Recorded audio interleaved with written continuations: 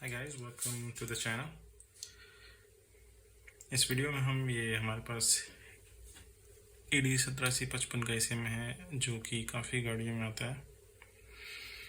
तो इस वीडियो में हम जानेंगे कि इसे कैसे हम पावर सप्लाई देके इसे टेबल पे विदाउट एनी मशीन चेक कर सकते हैं और कैसे पता लगा सकते हैं कि ये जो ICM है ये वर्किंग कंडीशन में है या कि फुल डेड है। तो आइए देखते हैं। सबसे पहले तो हमें इस ECM का जो पिन आउट है, जो ग्राउंड 12 वोल्ट मेन और जो 12 वोल्ट इग्निशन करंट है वो पता होना चाहिए। तो हमें इस ED 8755 का जो पिन आउट है वो काफ़ी आसानी से मिल जाता है इंटरनेट में। यू कैन जब ED गूगल में जाके टाइप कीजिए ED 87C55 पिन आउट, तो काफ़ी आसानी से आपको मिल जाएगा इसका पिन आउट। तो इसका जो पिन आउट है, अगर हम इसको ऐसे करके चेक करेंगे तो इसका जो पिन आउट है वो यहाँ पर जो 12 वोल्ट की सप्लाई है वो इस पिन पे आती है। ये 12 वोल्ट मेन है, ये पिन इसकी ग्राउंड है और ये पिन 72 के बाजू में जो 71 पिन है वो इसकी इग्निशन 12 वोल्ट इग्निशन की पिन है। ओके, तो मैं फ़ोटो आपको स्क्रीन में दिखा दूंगा। तो अब हमें इसकी पिन तो पता चल गई है और इसे पावर सप्लाई देने के लिए मैं इस अडेप्टर का यूज़ कर रहा हूँ, इस कनेक्टर का यूज़ कर रहा हूँ। तो जो 12 वोल्ट की जो सप्लाई पिन है उसमें मैंने 2 वायर लगाए हैं, एक 12 वोल्ट मेन के लिए और एक 12 वोल्ट इग्निशन के लिए। और जो ग्राउंड की पिन है उसमें मैंने सिंगल वायर लगाया क्योंकि हमें ग्राउंड ज़्यादा ज़रूरत नहीं है ग्राउंड की, सिंगल पिन, एक ही पिन काफ़ी है। ओके, तो अभी मैं अपना सोल्डरिंग ऑन कर लेता हूँ और हम लगाएंगे इसमें, इसके बैक साइड में पिन में डायरेक्ट हम सोल्डर कर देंगे।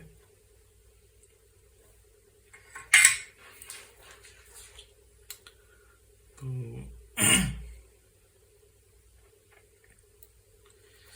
इसकी जो ग्राउंड पिन है वो हमारी ये पिन आ जाती है।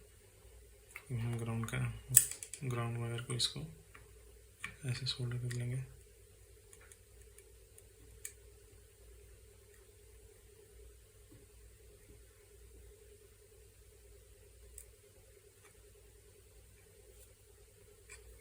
ओके, और इसकी मेन करंट हम, इसका जो मेन 12 वोल्ट मेन है वो हम इस तरीके से इसमें सोल्डर कर सकते हैं।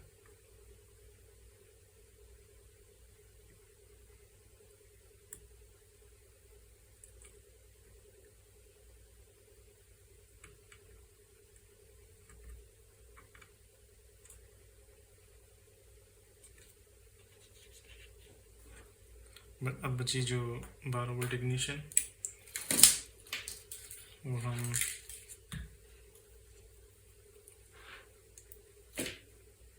ये हमारे 72, ये जो हमारी पिन है जो सेकंड नंबर, इसमें हम इसको कनेक्ट कर सकते हैं।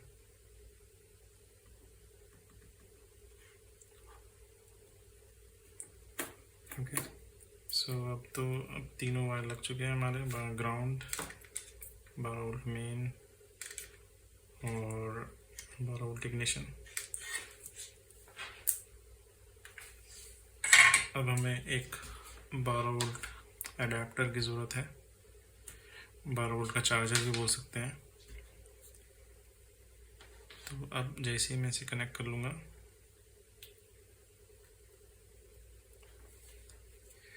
अब जो है हमारी जो eSIM में जो 12 वोल्ट की सप्लाई है वो रन करने लग गई है। अब हमें जो इस मल्टीमीटर की जरूरत पड़ेगी ताकि हम मेजर कर सकते हैं कि कहाँ कहाँ क्या क्या वोल्टेज आ रहे हैं। तो ये हमारा एनालॉग मीटर है, हम डिजिटल मीटर का भी यूज़ कर सकते हैं, बट आज मैं इस वीडियो में एनालॉग मीटर का यूज़ करूँगा। मैं इसे 10 वोल्ट में सेट कर लूँगा। अब कोई भी करंट मेजर करने के लिए हमें सबसे पहले ग्राउंड को कनेक्ट करना पड़ता है, ग्राउंड के प्रोब से। तो इस सिस्टम का ग्राउंड यहाँ पर और काफ़ी और भी बहुत सी जगह आप यहाँ पर भी यूज़ कर सकते हैं, बट ये बहुत ही आसान सा जगह है ग्राउंड के लिए। तो मैं यहाँ पर ग्राउंड में कनेक्ट कर लेता हूँ और सबसे पहले हम इसका 12 वोल्ट चेक करते हैं, 12 वोल्ट आ रहा है कि नहीं। यहाँ पर हमें 12 वोल्ट मिलना चाहिए। देखिए ये पूरा जा रहा है, इसका मतलब ये हमारा 12 वोल्ट मिल रहा है इसको, eSIM को। और ये जो इग्निशन करंट है वहाँ पर भी हमें चेक करना होगा। यहाँ पर भी इसे 12 वोल्ट मिल रहा है eSIM को। ओके, तो 12 वोल्ट eSIM के अंदर आ रहा है। और ये तो अब हमें देखना पड़ेगा कि जो मेन सप्लाईज होती हैं काम करने के लिए बाकी सब कंपोनेंट्स को, वो बन रही है नहीं। तो आप सबसे पहले तो एक बहुत ही इम्पोर्टेंट सप्लाई बनती है 5 वोल्ट की, जो हर आईसी, जो सिस्टम आईसी हैं, ये काफ़ी आईसी यूज़ करती हैं 5 वोल्ट की सप्लाई। वो सप्लाई वो इस जगह बनती है, देख सकते हैं आप। ये हमें 5 वोल्ट बना के दे रही है। ये जो आईसी है ये 12 वोल्ट ले लेती है और 5 वोल्ट कन्वर्ट करके देती है, ताकि जो वोल्टेज सेंसिटिव आईसी हैं उन्हें ज़्यादा वोल्टेज देके हम ख़राब ना करें। इसलिए ये आईसी 12 वोल्ट को 5 वोल्ट में कन्वर्ट करके और 3.3 वोल्ट में कन्वर्ट करके इन्हें देती है। अगर ये 12 वोल्ट डायरेक्ट इस आईसी को मिल जाए तो ये 1 सेकंड में ही ख़राब हो जाएंगी। इसलिए ये हमारी जो वोल्टेज रेगुलेटर आईसी है वो हमें इस आईसी को 5 वोल्ट बना के देती है, और वो मेन 5 वोल्ट यहाँ पर आता है। ओके, ये आईसी काफ़ी हीट होती है।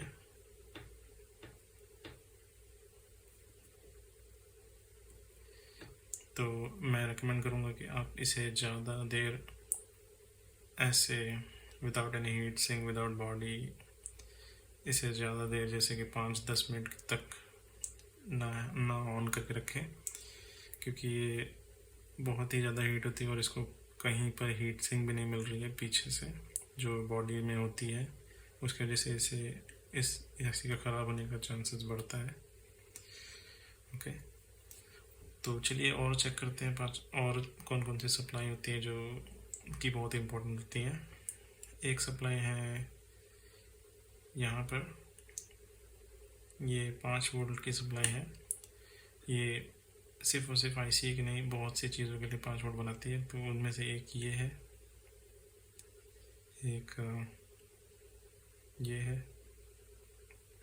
एक ये है। ये कैपेसिटर्स हैं, छोटे छोटे कैपेसिटर हैं। ये इनके थ्रू 5-5 की वोल्ट की सप्लाई पूरे गाड़ियों में सेंसर्स में जाती है। वो सब सारे वोल्टेज को सप्लाई करने का काम ये वोल्टेज रेगुलेटर का काम होता है। अब हमने देखा 5 वोल्ट जो मेन होता है वो बन रहा है सप्लाई वोल्टेज 5 वोल्ट के सेंसर्स की वोल्टेज की सप्लाई बन रही है। अब एक और मेन वोल्टेज, एक और सप्लाई होती है जो हमें बता सकती है कि ये इसम अच्छा मतलब ठीक है कि नहीं है। आई मीन वो सप्लाई बहुत इम्पोर्टेंट है। वो सप्लाई है हमारी हाई वोल्टेज की सप्लाई, जो कि हमारे इंजेक्टर्स में हाई वोल्टेज देती है, और मतलब प्रेशर बनाने के लिए हाई वोल्टेज लगता है, जो कि ये आईसी और ये ट्रांजिस्टर मिल के बनाते हैं, और वो पार्ट ये यहाँ पर बनता है। ये हम अगर 50 वोल्ट पे इसके सेट करेंगे और फिर चेक करेंगे तो ये देखिए पूरा 50 वोल्ट या 45 वोल्ट तक बना रही है। अगर ये वोल्टेज नहीं आती है तो ऑब्वियसली आपकी गाड़ी नहीं चालू होगी। तो ये सारी वोल्टेज के बाद ये वोल्टेज, हाई वोल्टेज भी आना चाहिए, तभी आपका ACM सही माना जाएगा, गाड़ी चालू करने के लिए केपेबल है। अगर ये वोल्टेज नहीं आती है तो आपको पता चल सकता है, आपके AC में फॉल्ट है ऑफ कोर्स। ओके, तो आई थिंक इस वीडियो में काफ़ी नॉलेज मिल गई होगी आपको, कैसे ED17C55 के ACM को चेक कर सकते हैं विदाउट एनी मशीन, जस्ट एक पावर सप्लाई और एक सॉकेट की मदद से, कुछ वायर्स और एक मल्टीमीटर की मदद से।